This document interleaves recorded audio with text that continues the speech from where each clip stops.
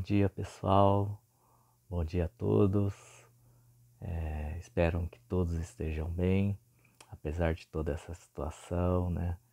E que realmente todos estejam com saúde e estejam bem, apesar de todos os problemas que essa situação tem causado, né? A gente está aqui para mais um culto e eu queria te convidar nesse momento a baixar sua cabeça e fazer uma oração junto comigo. Vamos orar? Senhor Deus, quero te agradecer, Senhor, porque a gente, apesar de toda a situação, o Senhor tem nos cuidado, ó Pai, tem nos abençoado. Então que a gente possa neste domingo, ó Pai, dedicar um pouco do nosso tempo para Ti, ó Pai, te louvando e aprendendo um pouco da Tua palavra, ó Pai. Fica conosco, ó Pai, nos abençoa e obrigado por tudo, ó Pai, em nome de Jesus, amém. Ainda não temos previsão do retorno das atividades da igreja, né? Mas assim que a gente tiver algo, a gente vai estar informando e que a gente possa mesmo levar a sério esse tempo, o que os médicos propõem, né? De nos cuidar das pessoas que a gente ama, levar a sério mesmo. A gente teve há algumas semanas o caso do Massa, lá da Keiko, que ficou doente, pegou Covid mesmo e se agravou, foi internado, quase precisou ser entubado, né? E que a gente possa levar a sério, né? Cuidar das pessoas que a gente ama, cuidar de nós e tomar todo o cuidado mesmo quando a gente precisar sair, só sair quando precisar mesmo e que a gente possa levar a sério mesmo, tá bom? Eu vou estar lendo uma passagem que está em Romanos 12:12, que diz: alegrai-vos na esperança, sede pacientes na tribulação, perseverai na oração.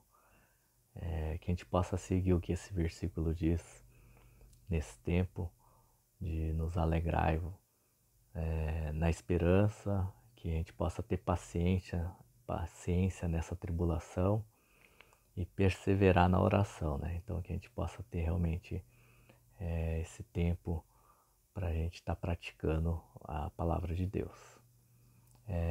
Lembrando que primeiro domingo de agosto a gente vai ter a Santa Ceia, então que você possa preparar seu suco de uva, o seu pão, né, e o seu coração para esse dia especial também, tá bom? Vamos louvar a Deus?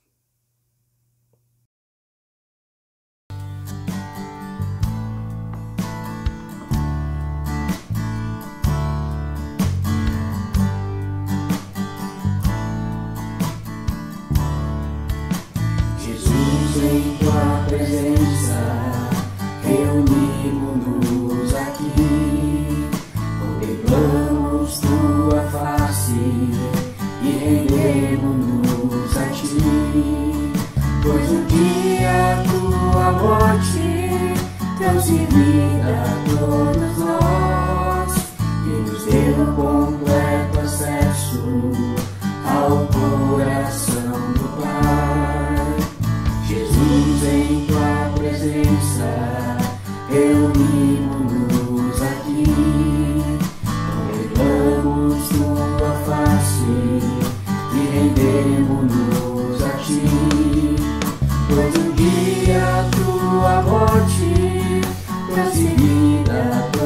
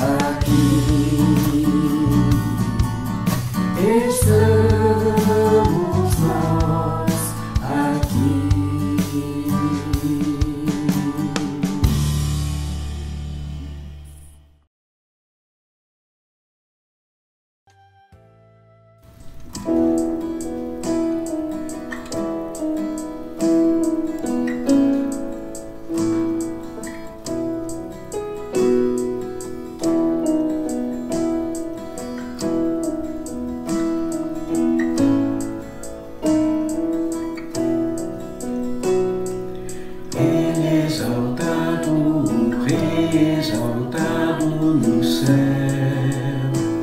eu louvarei. Ele exaltado para sempre, exaltado seu nome, louvarei.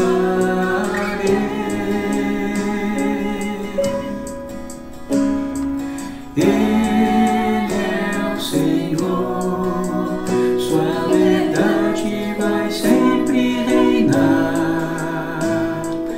Terra e céu glorificam seu santo nome. Ele é exaltado, o Rei exaltado no céu.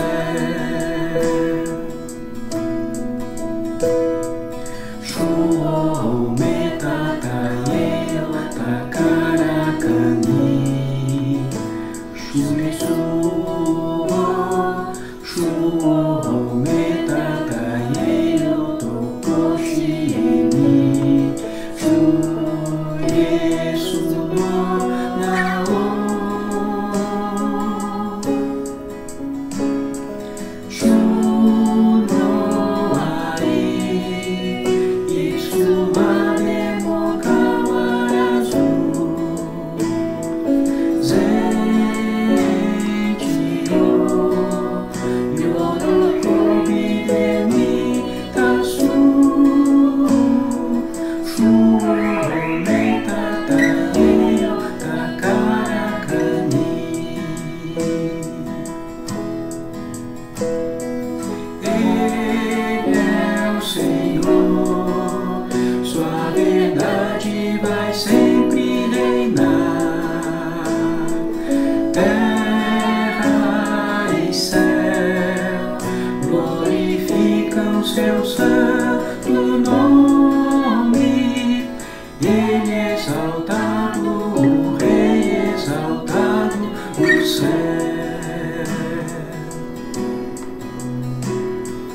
Ele é exaltado, o Rei exaltado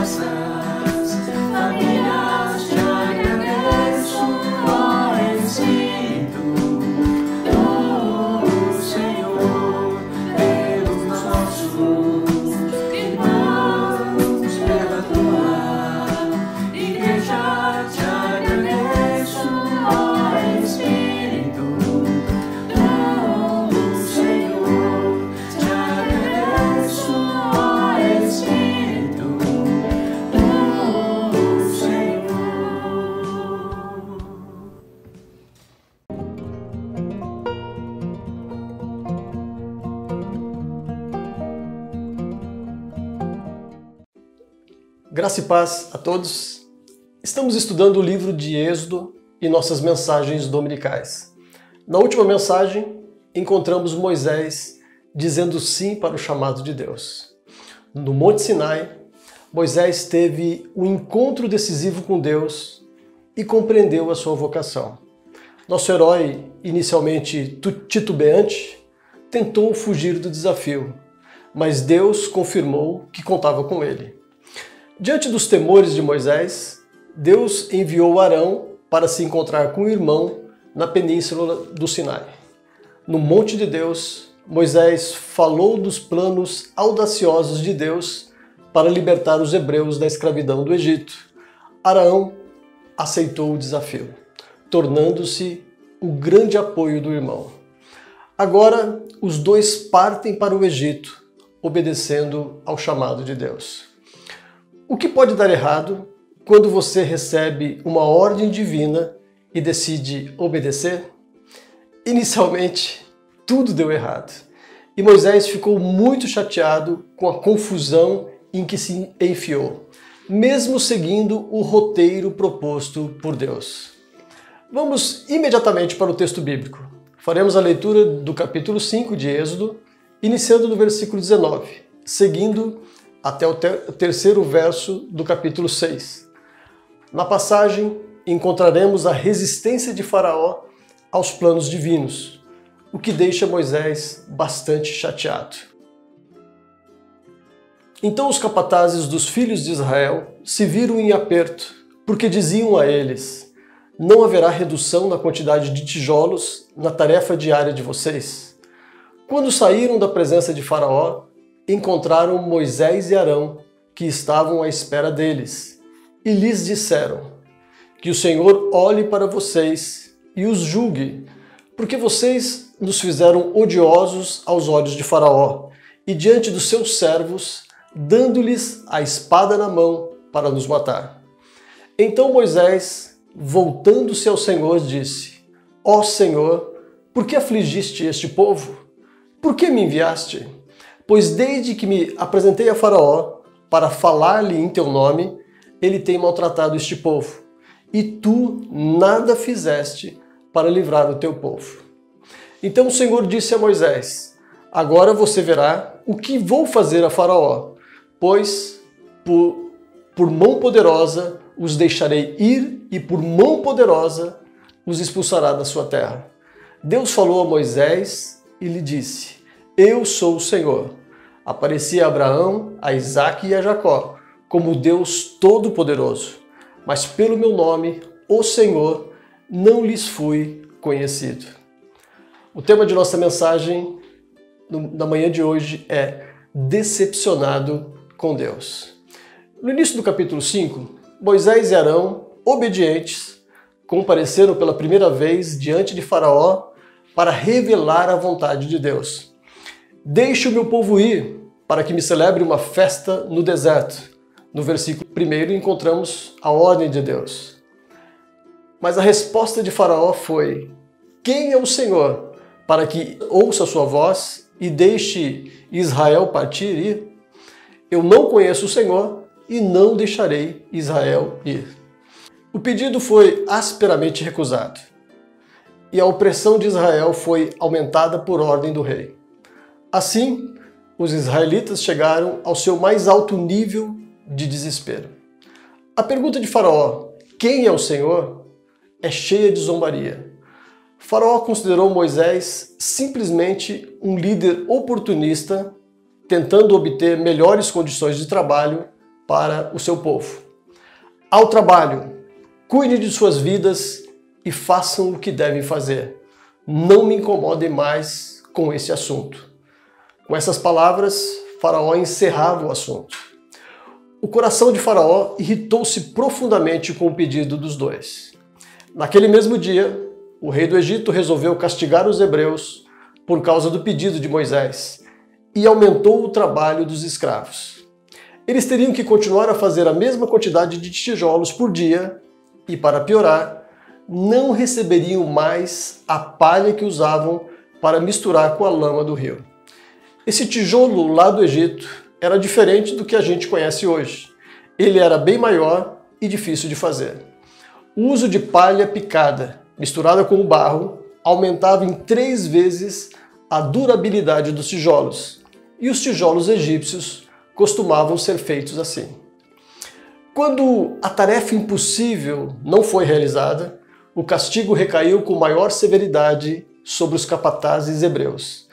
Eles foram açoitados pelos egípcios por não entregarem a quantidade de tijolos exigida por Faraó. Revoltados com o tratamento, foram reclamar com o Faraó, mas a missão foi um fracasso. Eles não conseguiram nenhum alívio na carga de trabalho e no tratamento que recebiam. A conclusão que chegaram: a culpa é de Moisés e de Arão. Aqueles 2 homens provocaram a fúria de Faraó, agora nós somos odiados no Egito. A carga de trabalho aumentou e estamos sofrendo castigos físicos. Os hebreus caíram em desgraça e vocês 2 são os culpados por nosso sofrimento. Os heróis que pretendiam libertar o seu povo foram acusados de aumentar o sofrimento daqueles a quem pretendiam socorrer. Moisés ficou muito chateado com Deus com esse desfecho no início de suas negociações com o Faraó. Profundamente decepcionado, Moisés faz um desabafo, mostrando toda a sua frustração e pergunta para Deus: ó Senhor, por que o Senhor afligiu o seu povo dessa maneira? E afinal, por que o Senhor me enviou? Pois desde que eu comecei essa negociação com o Faraó, o nosso povo tem sido maltratado e a situação só piorou. Em outras palavras, eu obedeci a sua voz, segui os seus planos e as coisas só pioraram. O que está acontecendo? O que deu errado? O nosso acordo não era diferente do que está acontecendo? E você? Já se sentiu decepcionado com Deus? Achando que alguma coisa em sua vida deu errado? Pensando que Deus não seguiu o roteiro que você esperava para a sua vida? Moisés estava profundamente decepcionado. Você já se sentiu assim? Achando que Deus foi omisso em alguma situação? Que ele deixou de agir em alguma circunstância que você esperava uma intervenção divina? Ou talvez acreditando que as suas crenças sobre Deus estão equivocadas, como se você ainda não conhecesse a Deus de verdade? O que nós precisamos saber sobre a ação de Deus na história? A obra de Deus não obedece a uma lógica humana. Na maioria das vezes, nós não conseguiremos compreender os desígnios de Deus em suas ações. Nós constantemente precisamos ser lembrados de que os caminhos de Deus são diferentes dos nossos caminhos. Isso está muito claro em Romanos 11:33. Paulo diz: ó profundidade da riqueza, tanto da sabedoria como do conhecimento de Deus! Quão inexplicáveis são os seus juízos e quão insondáveis são os seus caminhos.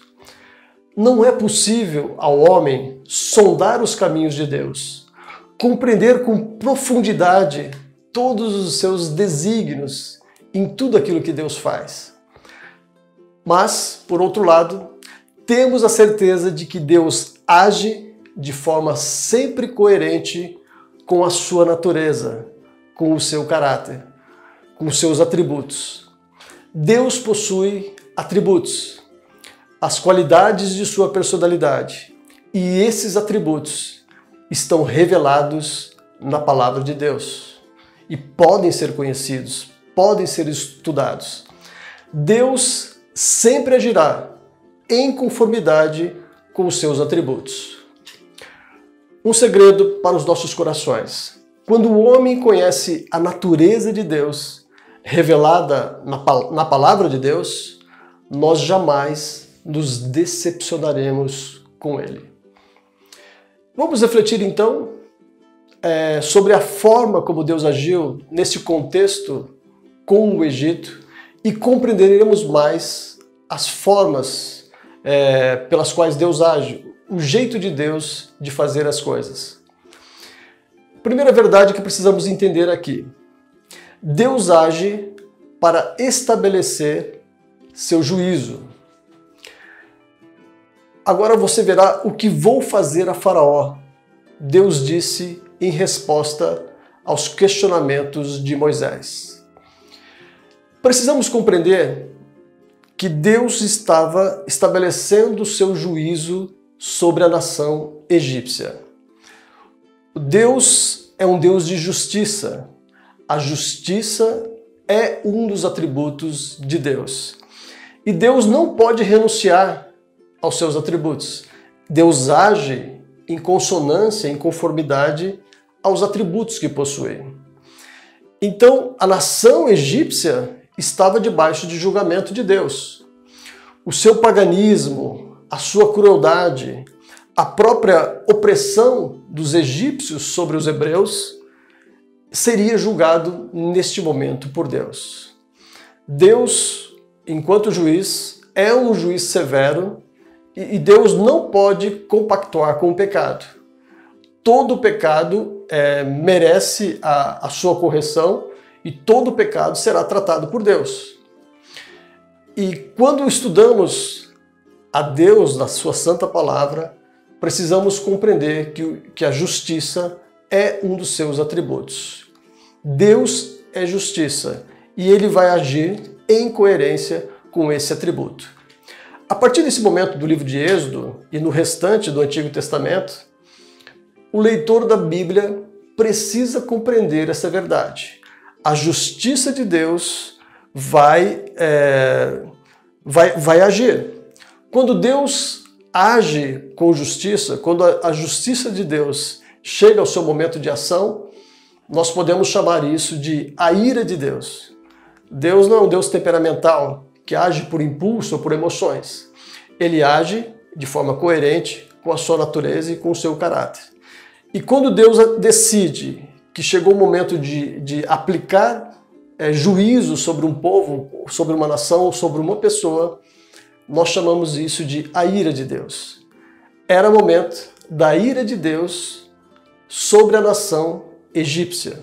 Se não compreendermos isso, fica difícil entender o Antigo Testamento a partir desse ponto. Logo nós veremos Josué em campanha entrando na Terra Prometida. E em vários momentos veremos a Deus dizendo: este povo, vocês podem entrar nesse território, conquistar esse território e as pessoas desse território devem ser exterminadas. É difícil compreender isso se você não entende que a justiça é um dos atributos de Deus.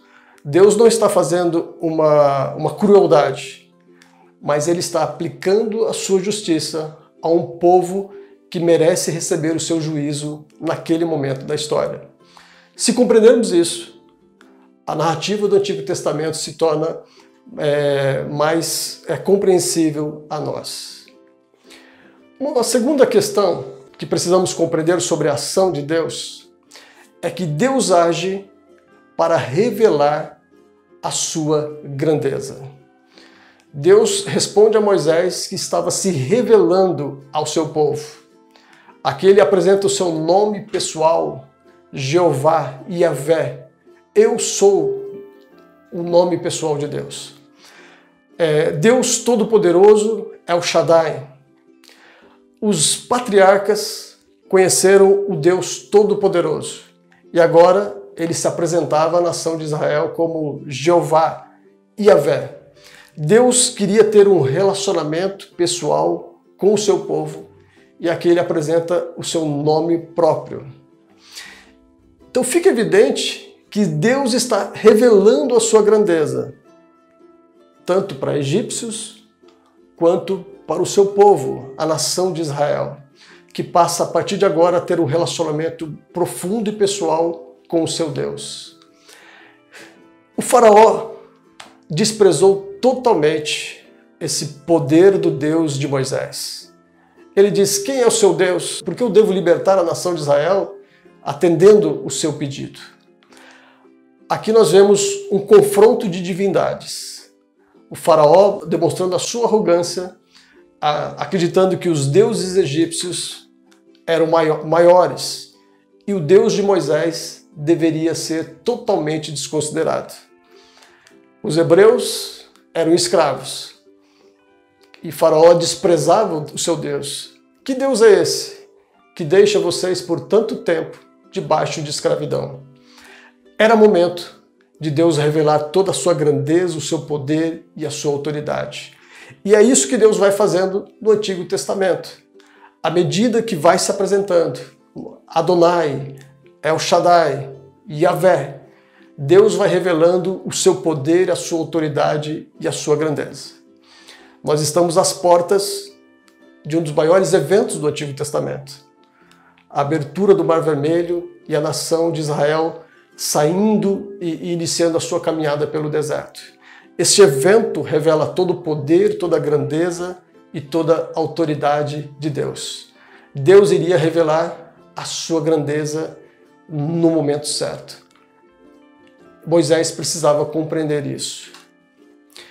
O que nós vemos ainda, em terceiro lugar aqui, é que Deus age para oferecer a sua graça.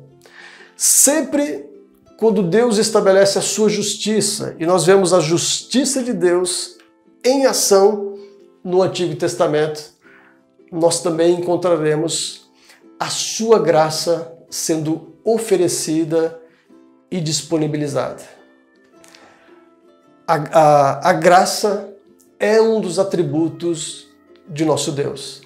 E Deus sempre vai agir em coerência com a sua graça.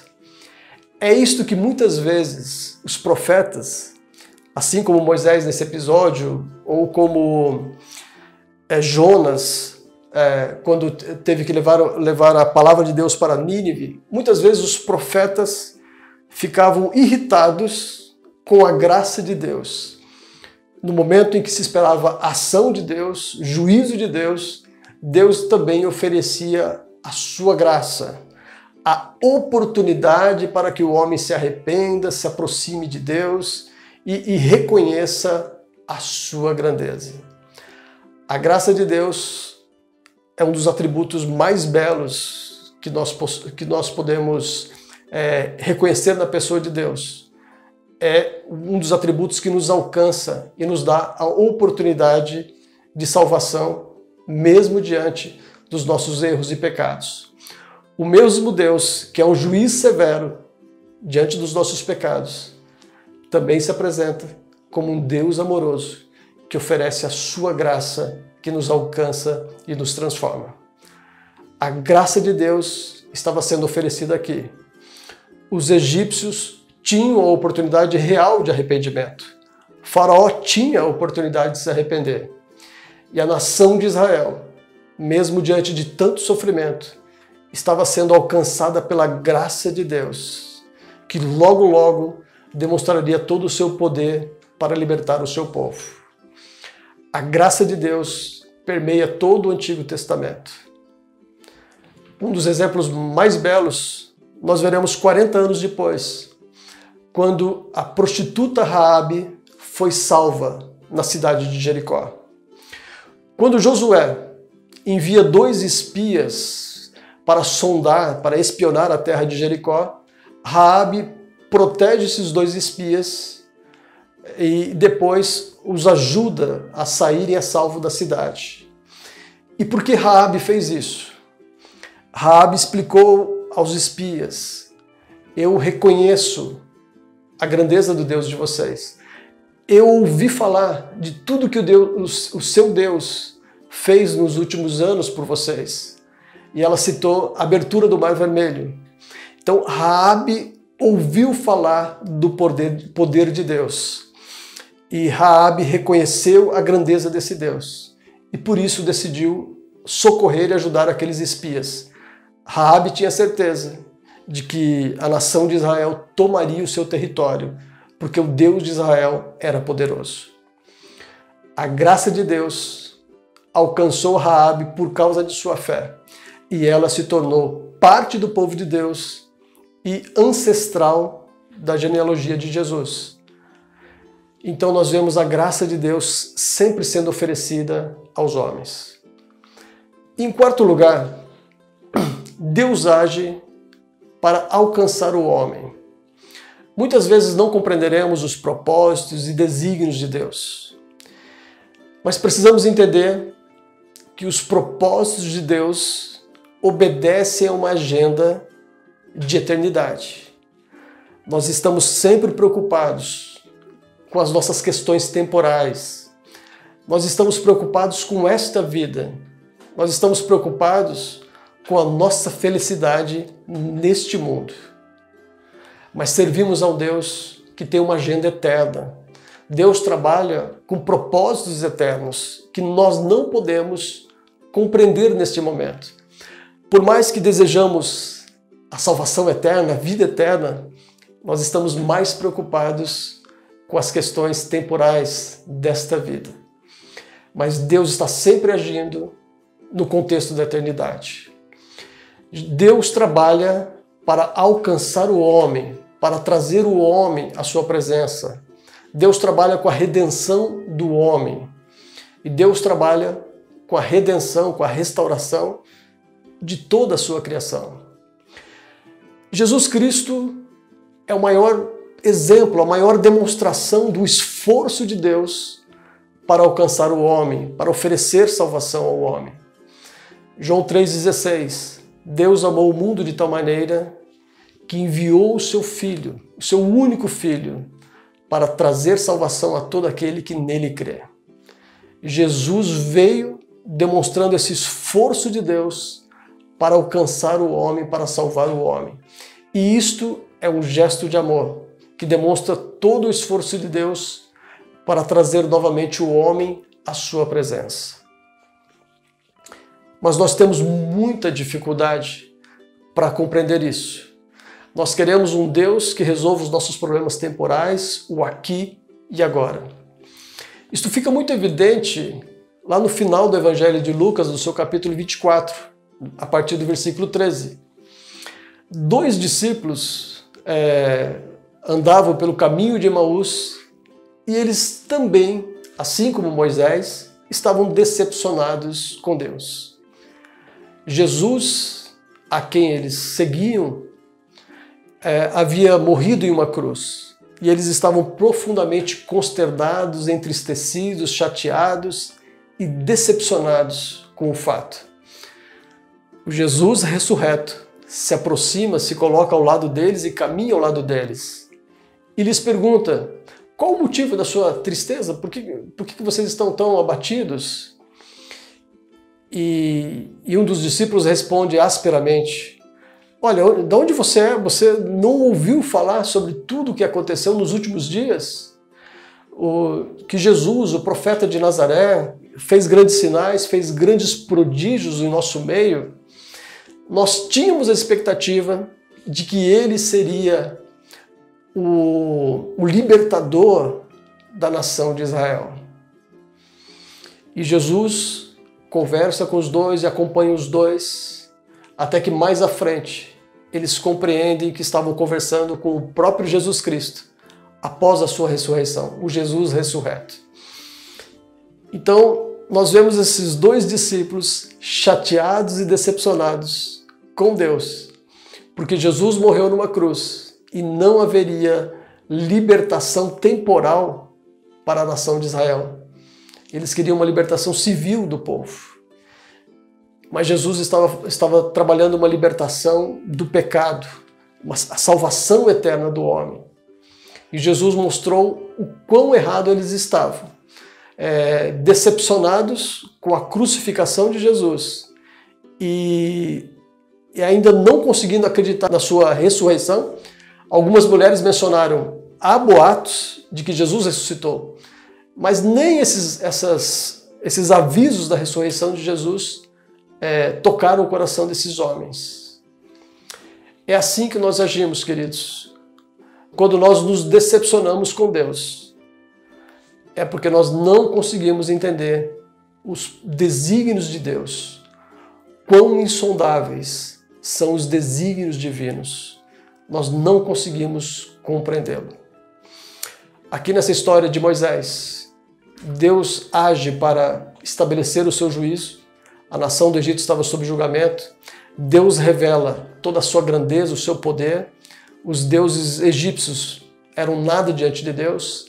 A graça de Deus estava sendo oferecida a todas as nações.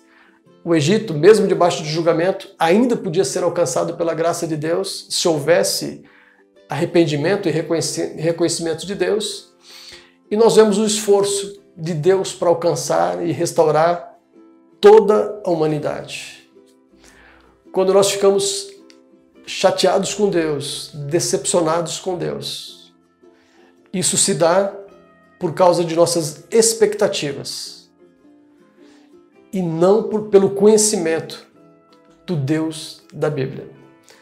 Quando estudamos o Deus revelado nas Sagradas Escrituras, esse Deus jamais nos decepciona. Precisamos conhecer o Cristo do Evangelho. Precisamos conhecer o Deus da Bíblia. Este jamais nos decepcionará. Quando nós colocamos as nossas expectativas na frente de tudo isso e achamos que Deus tem que atender a nossa agenda, isto gera, sim, frustração, assim como aconteceu com Moisés. Que Deus abençoe a sua casa, a sua família, abençoe a sua semana de trabalho e que nós possamos colocar todas as nossas expectativas na presença de Deus e que nós possamos servir ao Deus, não ao Deus imaginário, o Deus concebido em nossas mentes, mas ao Deus revelado nas Sagradas Escrituras. Este é o Todo-Poderoso e neste nós podemos confiar. Vamos orar? Pai, nós te agradecemos, Senhor, por esta palavra. Te agradecemos, ó Pai, porque te conhecemos através de nosso relacionamento com Jesus, através da presença do Espírito Santo que ilumina as nossas mentes e através da tua santa palavra, Pai, que nos revela, Senhor, todos os seus atributos, o amor, a benignidade, a longanimidade, a tua justiça, Senhor, a tua verdade. Pai, que esses atributos moldem, Senhor, em nossa mente e nos leve, Senhor, à compreensão da tua verdade. Que as nossas expectativas não estejam dentro de nossas agendas, ó Pai, mas que nós consigamos enxergar os teus propósitos eternos, os teus desígnios, ó Pai, que são perfeitos, insondáveis, Senhor. Nós não conseguimos compreendê-los, mas eles são perfeitos. Abençoe, Senhor, a todo o povo de Deus. Ajude-nos, Senhor, no enfrentamento dessa pandemia. Dê sabedoria, Senhor, aos médicos e cientistas para que a gente consiga, Senhor, vencer essa luta. Porque nós cremos, ó Pai, que o Senhor é poderoso e quando o Senhor decidir agir, ó Pai, não há nada difícil demais diante do seu poder. Não há impossíveis, ó Pai, diante da tua grandeza. É por isso, ó Pai, que nós te agradecemos no dia de hoje, crendo que o Senhor tem nos abençoado, em nome de Cristo Jesus. Amém. Deus abençoe a todos, tenha uma boa semana, em nome de Cristo Jesus. Amém.